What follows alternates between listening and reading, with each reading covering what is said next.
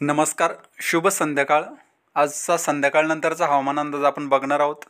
बऱ्याच जिल्ह्यांमध्ये येत्या पुढच्या 2 तासामध्ये मुसळधार ते अतिमुसळधार स्वरूपाच्या पावसाची शक्यता आहे. काही ठिकाणी हा पाऊस वादळी वाऱ्यासह देखील राहू शकतो. यामध्ये जळगावच्या परिसरात आपल्याला पावसाची शक्यता बघायला मिळत आहे. त्यानंतर धुळे, पाचोरा या ठिकाणी देखील पावसाची शक्यता आहे. चिखली, मालेगाव या ठिकाणी देखील पावसाची शक्यता आहे. आणि हा जो कन्नडचा परिसर आपल्याला दिसतोय, कन्नड, पाचोरा, सिल्लोड या ठिकाणी मुसळधार ते अतिमुसळधार स्वरूपाच्या पावसाची शक्यता आपल्याला बघायला मिळत आहे. त्यानंतर जालन्याचा जो परिसर आहे, जालन्याच्या परिसरात देखील मुसळधार पावसाची शक्यता आपल्याला पुढच्या काही तासात बघायला मिळत आहे.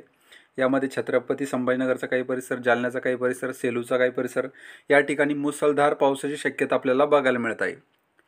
त्यानंतर पैठणच्या परिसरात देखील पावसाची शक्यता आहे. माजलगावच्या परिसरात पावसाची शक्यता आहे. माजलगाव, बीड, कैज, परळी या ठिकाणी मुसळधार ते अतिमुसळधार स्वरूपाच्या पावसाची शक्यता आपल्याला बघायला मिळत आहे. त्यानंतर लातूरच्या परिसरात देखील पावसाची शक्यता आहे. त्यानंतर बसव कल्याणच्या परिसरात पावसाची शक्यता आहे. इंदापूरच्या परिसरात पावसाची शक्यता आहे. पंढरपूर, दौंड, बारामती, करमाळा या ठिकाणी देखील आपल्याला पावसाची शक्यता बघायला मिळत आहे. त्यानंतर अहमदनगरच्या परिसरात पावसाची शक्यता आहे. श्रीरामपूरच्या परिसरात देखील पावसाची शक्यता आपल्याला बघायला मिळत आहे. वैजापूर, मनमाड, कन्नड या परिसरामध्ये आपल्याला मुसळधार पावसाची शक्यता बघायला मिळत आहे.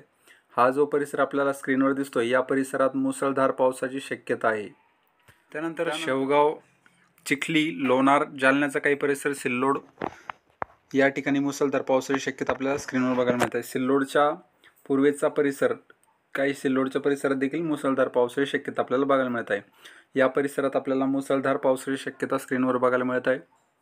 त्यानंतर पाचोऱ्याचा काही परिसर, बीड, जामखेड, करमाळा या ठिकाणी देखील पावसाची शक्यता आपल्याला बघायला मिळत आहे. तर हा होता आता संध्याकाळनंतरचा हवामान अंदाज. हा व्हिडिओ जर तुम्हाला आवडला तर व्हिडिओला लाईक करा आणि हा हवामान अंदाज इतर शेतकऱ्यांना शेअर करा. धन्यवाद.